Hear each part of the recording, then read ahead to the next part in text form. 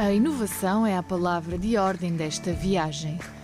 Diferentes produtos, apostas pioneiras, a transformação aliada à audácia de empresários madeirenses. Aqui faz-se diferente. Cores, sabores, plantações inovadoras, rebentos e flores comestíveis. Nestas estufas da Microverdes há de tudo um pouco, um mercado em constante descoberta.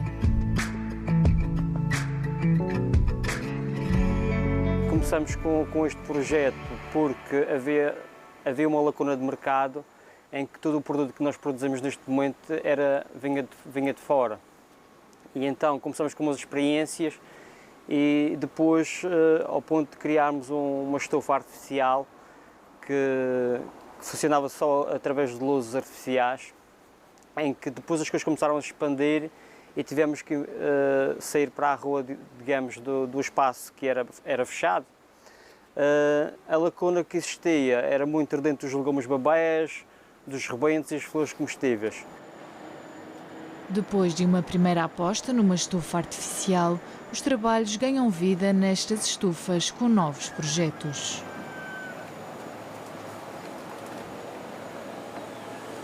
Começamos a desenvolver tudo o que é legumes babeias em termos de cenoura babeia, nabo babeia, beterrabas de 3 variedades, temos a amarela, uma chioja e uma vermelha. Tudo o que é flores comestíveis, desde os amores perfeitos, às cravinhas, às verbenas, rosas, a flor de mel, por exemplo.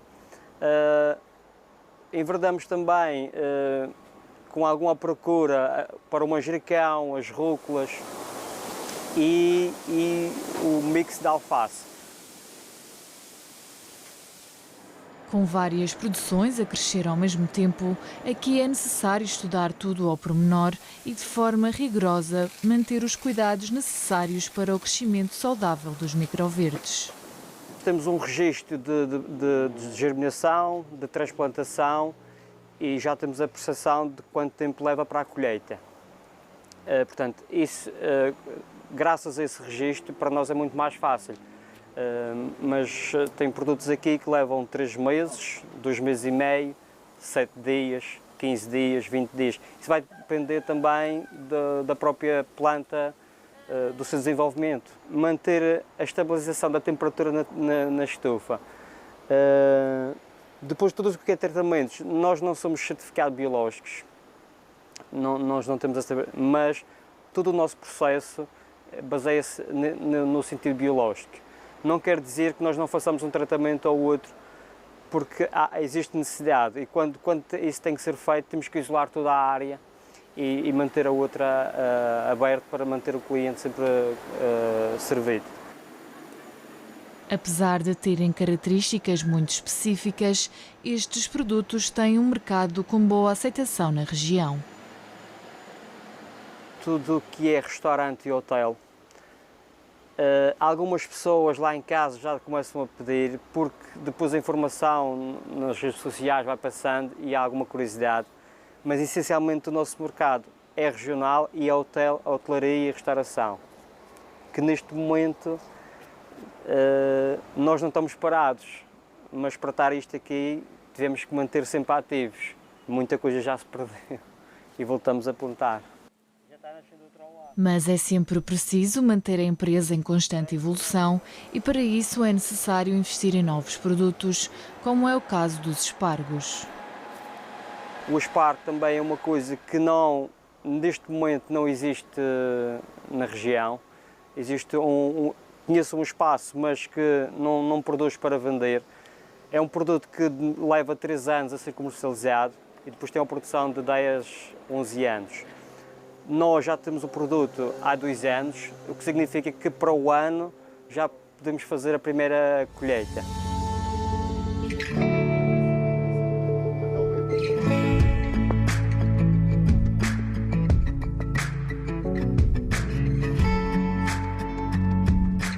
Nós estamos na Corjeira, de Fora, no monte, daí até estamos a utilizar até o próprio nome. Estamos a uma cota de 500 metros de altitude, direitinho, exatamente a 500 metros de altitude. e que onde temos esta produção de lúpulo, estamos aqui já a fazer isto, algumas destas plantas é de terceiro ano, a maioria são de segundo ano, que estamos cá a fazer esta produção. João Gramilho diz que a plantação do lúpulo ou pé de galo quase que aconteceu por acaso na Madeira. Em agosto de 2017 foi que vim cá e estava-me começando a dar uns ouriços muito pequeninos, que é quando começa a florir para dar a flor de lúpulo. E eu disse para lá, isto afinal vai dar lúpulo. Já tive mais cuidado, amarrei as canas ver porque estavam, até umas já tinham caído no chão. E nesse mesmo ano conseguimos fazer uma pequena quantidade de lúpulo, conseguimos produzir 50 litros de cerveja com este mesmo lúpulo. É uma trepadeira que, em alguns casos, pode atingir os 6 metros de altura. A produção, normalmente nós fazemos a apanha, cortamos sempre aqui, deixamos cerca de 1 metro desde o pavimento, enrolamos, colocamos adubo em cima para fazer a proteção da planta, porque nós estamos num clima mais temperado, isto são das zonas mais norte, normalmente o próprio frio é que faz a planta invernar. Nós colocamos adubo, fizemos essa experiência e funcionou para a planta não nascer.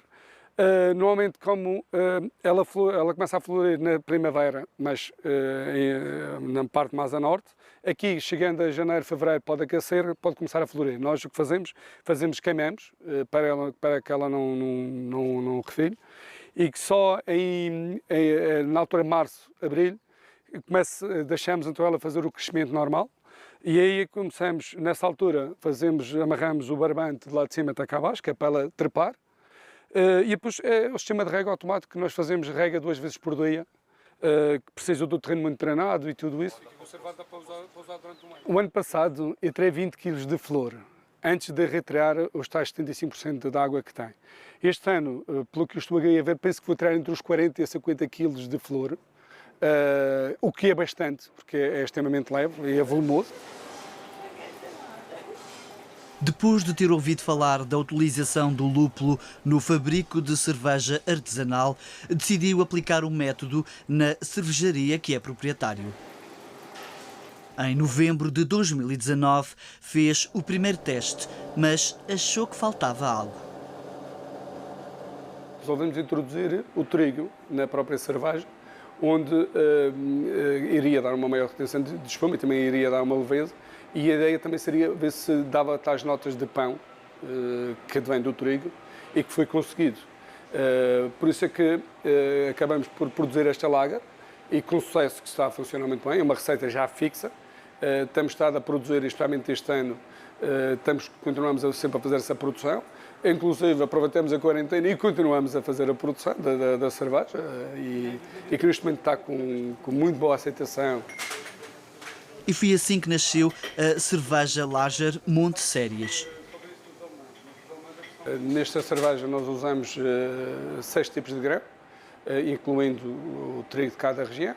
E depois fazemos a primeira moagem, depois preparamos a água à temperatura, porque ela tem que estar a uma temperatura, no caso nós começamos com 55 graus, e introduzimos todo esse grão já depois de partido, ao fim e ao cabo vai ao moinho, mas a ideia é partir para que a casca fique inteira, no caso da cevada, porque o trigo não tem, e é por isso que é preciso a cevada, para partir e para que a casca fique inteira, para que sirva de matéria filtrante ao próprio mosto da cerveja. Depois passamos o mosto para a panela de fervura, que é nessa filtragem, introduzimos a água, que é para lavar os açúcares que está no malte, que precisamos desses açúcares para produzir a cerveja, e passamos toda essa parte para a panela de fervura.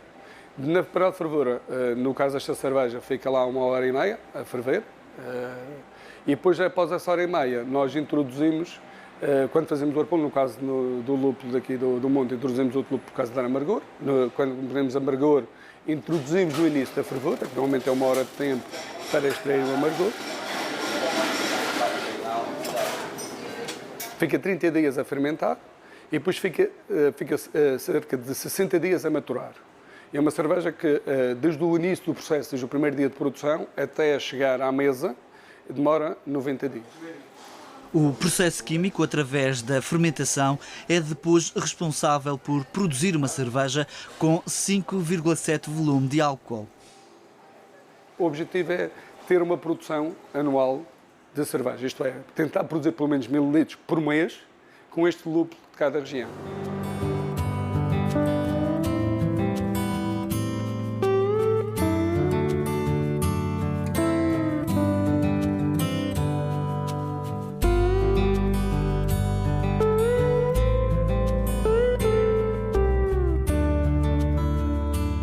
Eu tenho matéria-prima que entra, a luzerna, pinho, ficam no primeiro armazém, junto com todo o resto, que eu não preciso de usar todos os dias. Depois tenho um segundo contentor onde eu faço a produção destes sacos, e estes sacos são onde depois os cogumelos vão crescer. Também são sacos que eu comercializo, porque há muitas pessoas que gostam de fazer isto em casa. O projeto da produção de cogumelos surge em 2015. Sofia Loja deu a volta ao desemprego, dedicando-se a uma área desconhecida. Estudou o mercado e formou-se para conseguir criar a própria empresa. O micélio está aqui dentro do saco a alimentar-se, entre aspas, do pinho, do extrato celulósico. Isso leva algum tempo, 1 mês e meio, 2 meses. E depois está pronto para vir para estas salas. Neste momento faz-se um furo na embalagem e assim ele tem acesso ao ar. Este contentor agora está sem a ventilação por causa da filmagem, mas está sempre a ver assim uma entrada de ar. E rega, tem um sistema de rega, também agora no verão está muito usado, no inverno às vezes nem ligo, porque a umidade do ar é tão alta. E depois tem a luz, ele precisa de 12 horas por dia, mais ou menos, mais coisa, menos coisa, não é uma arte exata. Se calhar até é, mas eu não tenho esse ponto assim tão refinado. E depois é aguardar. Eles normalmente, a partir do momento em que se faz o orifício no saco, leva 5 a 10 dias até começar a aparecer. Eu tenho o produtos austriados, que é o Ostra, que é este branquinho, branco creme. E esse dei todo o ano, que ele dá-se extremamente bem em condições de 10 graus ou de 30 graus, ele resiste a tudo. Depois tem o de Jamor, que é o rosa, que só se dá no verão. Ele não aguenta no frio. E o citrinopiliato, que neste momento não tenho.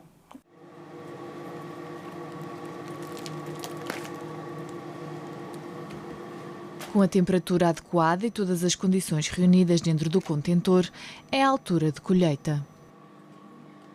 Do momento em que aparecem, começam a aparecer no saco até o momento em que eu os apanho, depende muito da altura do ano, do calor. Se é no inverno é mais frio e mais lento, mas entre 4 a 7 dias, mais ou menos. E depois é uma questão de apanhá-lo na altura certa. Se nós deixarmos muito tempo, ele acaba por já não ter as características tão corretas e depois começa a largar muitos esporos. O esporo é este que está a sentir no ar e é o que cobre também as prateleiras de branco quando eu deixo muito tempo. Também não tem mal nenhum, são apenas, é como se fosse o pólen das flores, mas os esporos é o que faz o cogumelo se multiplicar depois na natureza. Daqui já saíram mais de 3 toneladas de cogumelos. O escoamento é feito para o mercado regional, hotéis, restauração e para uma rede de clientes particulares.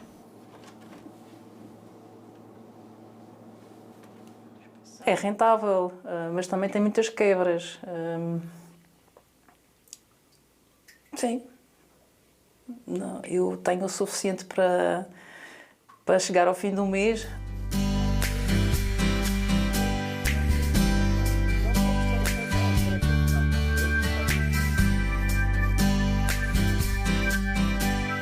É a 800 metros de altitude, numa floresta de eucaliptos, que encontramos a Quinta dos Caracóis.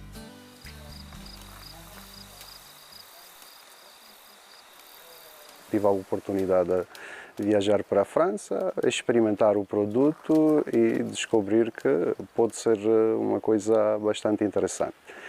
E a partir daí fiz tudo o que estava no seu alcance para trazer uma tecnologia inovadora que é utilizada no crescimento vamos dizer assim, destes caracóis. Portanto, a tecnologia foi importada de Chipre.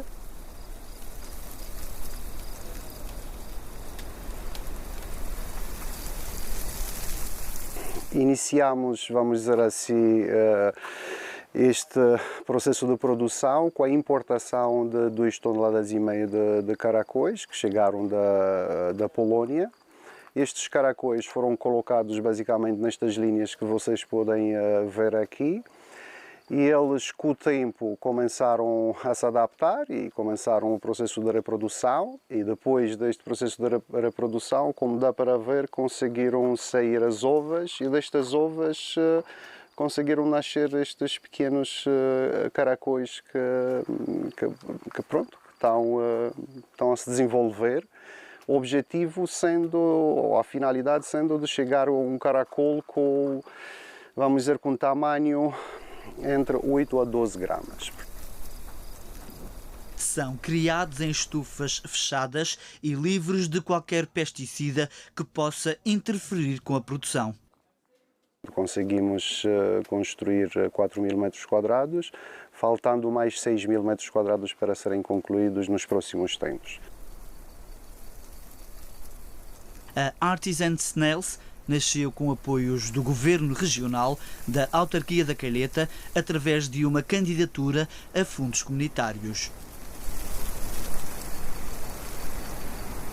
Tentamos garantir que os caracóis tenham um ambiente mais natural possível. Portanto, a relva que foi escolhida é um determinado tipo de relva que eles não conseguem comer, porque isto foi o primeiro requisito para eles poderem andar e sentirem-se bem a nível de solo.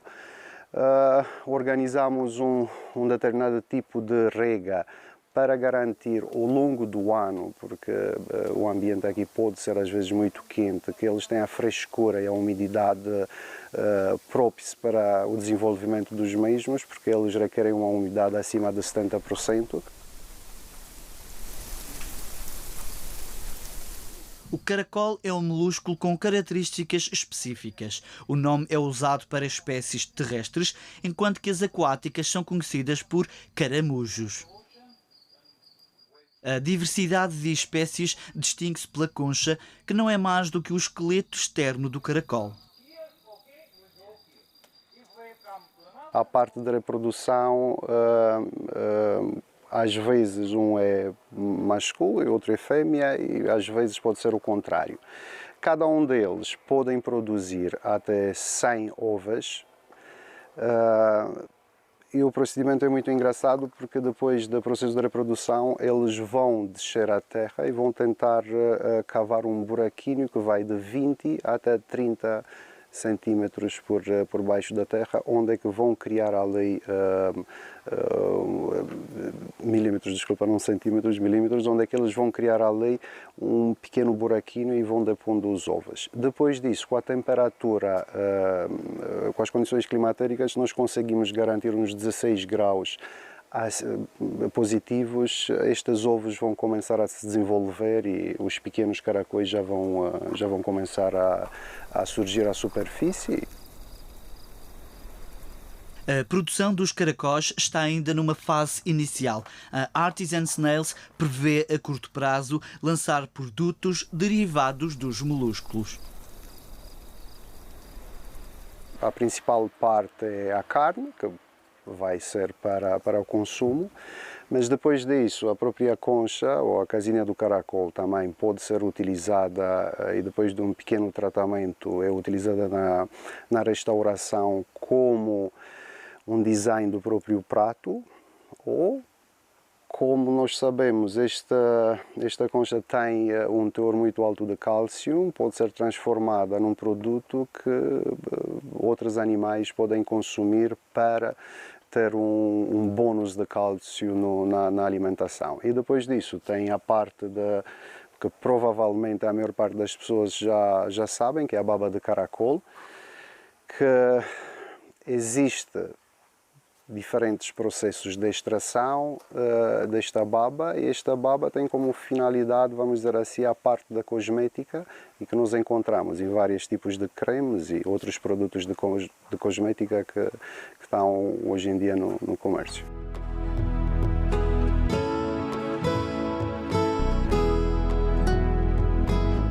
Ainda numa fase inicial, as ervas aromáticas são um dos destaques deste projeto.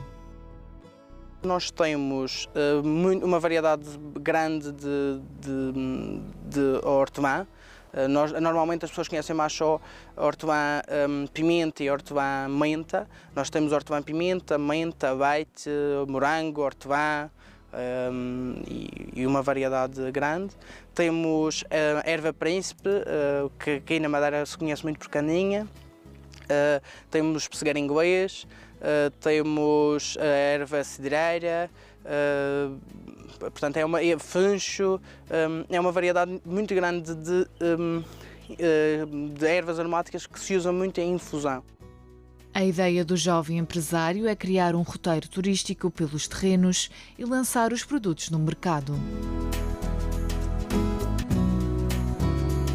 Nós vamos criar mesmo marca própria e portanto, nós não estamos neste momento a usar, nós estamos a usar quase para pessoalmente, amigos, família, mas assim que esteja tratada da certificação biológica, nós queremos lançar uma marca própria de infusões e é também no próprio espaço, na própria exploração, nós vamos ter uma casa de chá, portanto também para escoar o produto, e vamos ter uma outra questão que são experiências turísticas, ou seja, do turista vir cá, aprender a fazer a colheita, aprender a fazer a plantação, poder levar a plantinha que plantou para casa e aproveitar uma ideia, um contexto de ser vir beber chá e beber chá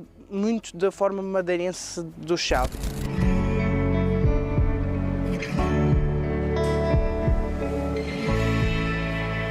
A Ilhopan está no mercado há 20 anos. É no Parque Empresarial da Cancela que a fábrica emprega cerca de 100 funcionários em várias áreas, como o pão e pastelaria, doces e congelados.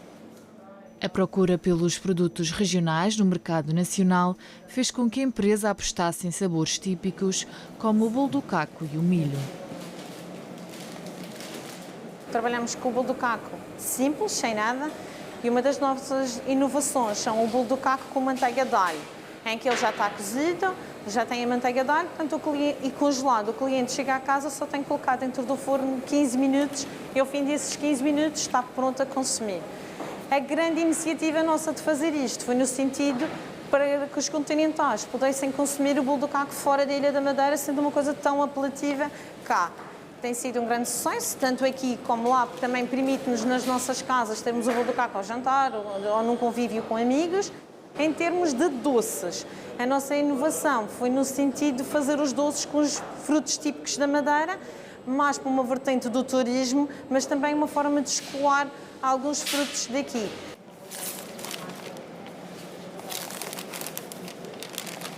As quantidades produzidas em média anualmente de bolo do caco rondam as 75 mil unidades. Já o milho frito registra uma produção de 250 mil quilos ao ano. O milho não foi uma empresa que nós criamos, mas foi uma empresa que nós adaptamos e que assumimos aqui dentro do grupo. O milho é um milho cozido, um milho tradicional da Madeira, onde é cozido numa grande quantidade, depois é arrefecido, cortado e posteriormente embalado em embalagens de 750 gramas. Para o caso de nós, consumidores final, que encontramos nas grandes superfícies comerciais, e no caso de takeaways ou restaurantes, utilizamos em quantidades maiores, que nós encontramos nos nossos cash and carries, por exemplo, em grandes quantidades de 2,5 kg.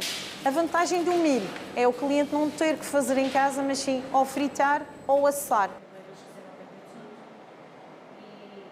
As vendas estão centradas nas grandes superfícies do mercado regional e nacional e alguns produtos chegam à Inglaterra. Aqui na Madeira temos desde a hotelaria aos consumidores nossos, nos supermercados, as duas grandes superfícies comerciais que temos. Depois temos os supermercados dos outros concelhos, mais pequeninos, e depois já também temos em nível nacional, nas grandes superfícies comerciais e alguns restaurantes, alguns cafés.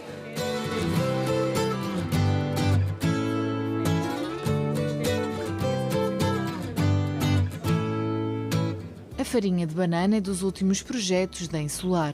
Desde janeiro têm feito testes para desenvolver um produto certificado através desta ideia que já teve várias experiências.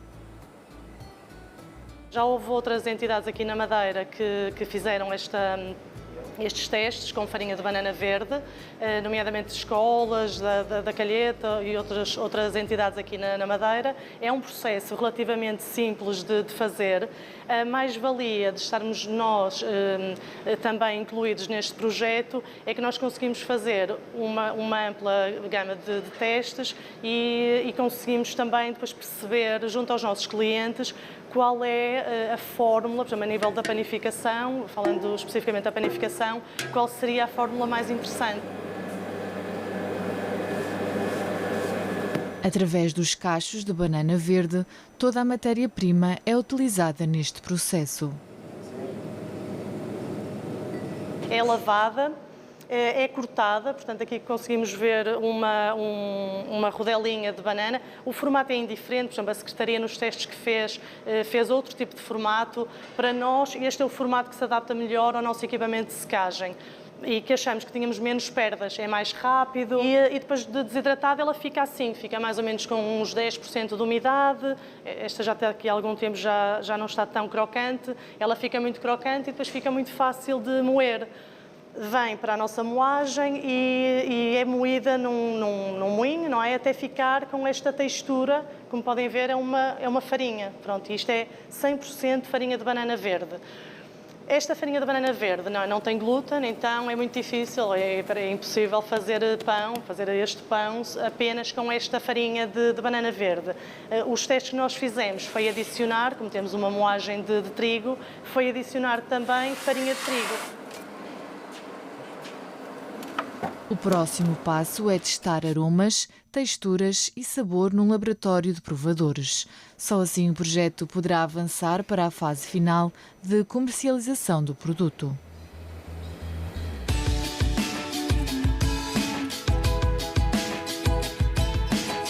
É errado pensar que as plantas jovens ou rebentos não fazem parte da alimentação de muitas pessoas. O valor nutricional ganhou destaque nas refeições. Caracterizam-se por ter uma grande densidade nutricional. Isto é, nós encontramos nestes rebentos uma quantidade de vitaminas e minerais muito elevada. Isto é, todo o processo germinativo faz com que esta quantidade multiplique-se até às vezes cerca de 10 vezes mais a quantidade de algumas vitaminas e minerais, o que é, do ponto de vista nutricional, muito interessante e depois vai ter os seus efeitos também ao nível da saúde. Portanto, são excelentes formas de nós incluirmos na nossa alimentação, pelas suas características nutricionais, também uma boa fonte em termos de enzimas, de fibras também muito interessantes. Temos aqui uma maior vantagem, digamos assim, se nós consumirmos estes rebentos em cru. Claro que também podemos cozinhá-los, mas o facto de nós submetermos a altas temperaturas vai perder uma parte das qualidades nutricionais e, portanto, se nós consumirmos em cru, será uma mais-valia e, portanto, aqui os sumos e as saladas penso que são aquelas soluções culinárias que mais se adequam para o consumo destes rebentos.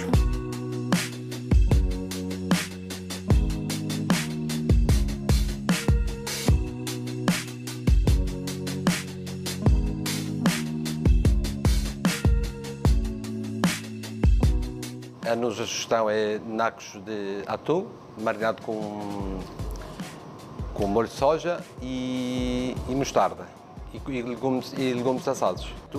A única marinação que eu uso é o molho de soja para marinar o atum, a seguir a mostarda de Dijon, e azeite e alhos. O restante dos legumes só tempero com azeite, alhos e gengibre e a seguir só o forno, só os sucos já começam a temperar claro com sal.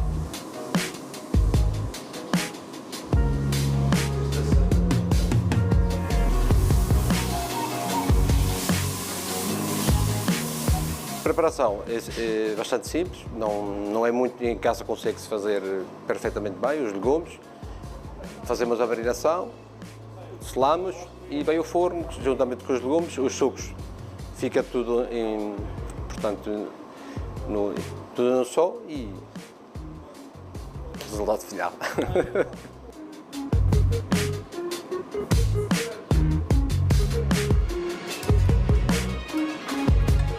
Irreverência e inovação aliados aos sabores que são característicos da terra e ao mesmo tempo diferentes, mas com um mercado garantido.